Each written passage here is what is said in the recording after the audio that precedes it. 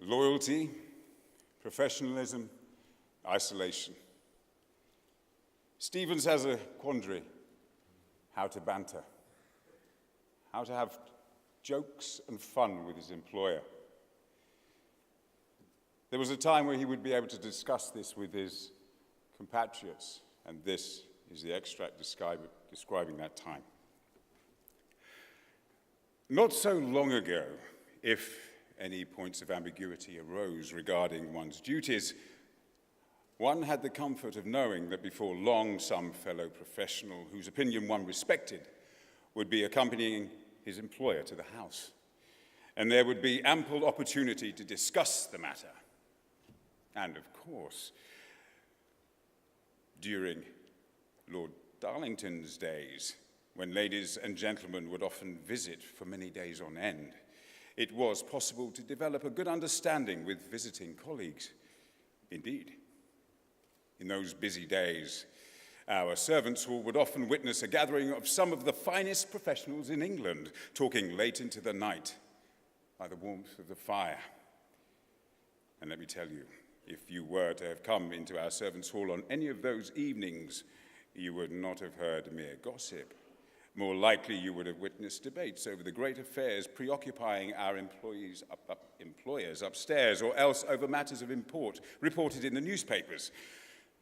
And, of course, as fellow professionals from all walks of life are wont to do when gathered together, we could be found discussing every aspect of our vocation.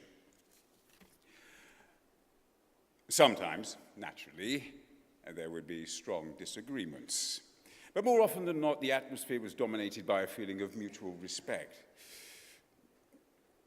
Perhaps I will convey a better idea of the tone of those evenings if I say that regular visitors included the likes of Mr. Harry Graham, valet butler to Sir James Chambers, Mr. John Donalds, valet to Mr. Sidney Dickinson, and there were others less distinguished perhaps, but whose lively presence made any visit memorable. We were all essentially cut from the same cloth, so to speak.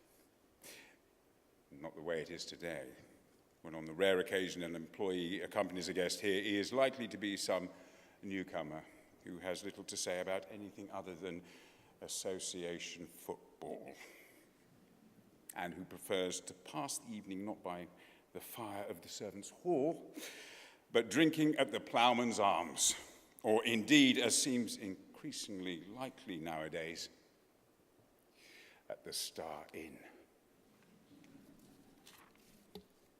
But let me return to the question that is of genuine interest. This question we so enjoy debating when our evenings were not spoiled by chatter from those who lacked any fundamental understanding of the profession. That is to say, the question, what is a great butler? To the best of my knowledge, for all the talk this question has engendered over the years, there have been very few attempts within the profession to formulate an official answer. The only instances that come to mind is the attempt of the Hay Society to devise criteria for membership. The Hay Society claimed to admit butlers of only the very first rank.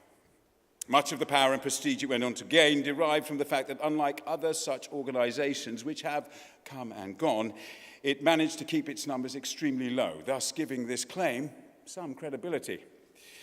Membership, it was said, never at any point rose above 30, and much of the time remained closer to 9 or 10.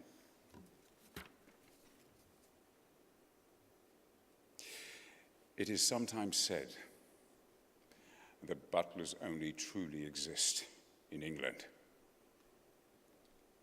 Other countries, whatever title is actually used, have only manservants. I tend to believe this is true.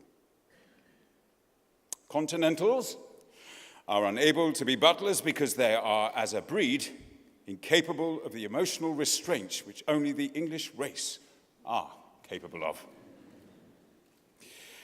Continentals, and by and large, the Celts, as you will no doubt agree, are as a rule unable to control themselves in moments of strong emotion and are thus unable to maintain a professional demeanor other than in the least challenging of situations. They are like a man who will, at the slightest provocation, tear off his suit and his shirt and run about screaming. In a word, dignity is beyond such persons. We English have an important advantage over foreigners in this respect, and it is for this reason that when you think of a great butler, he is bound, almost by definition, to be an Englishman.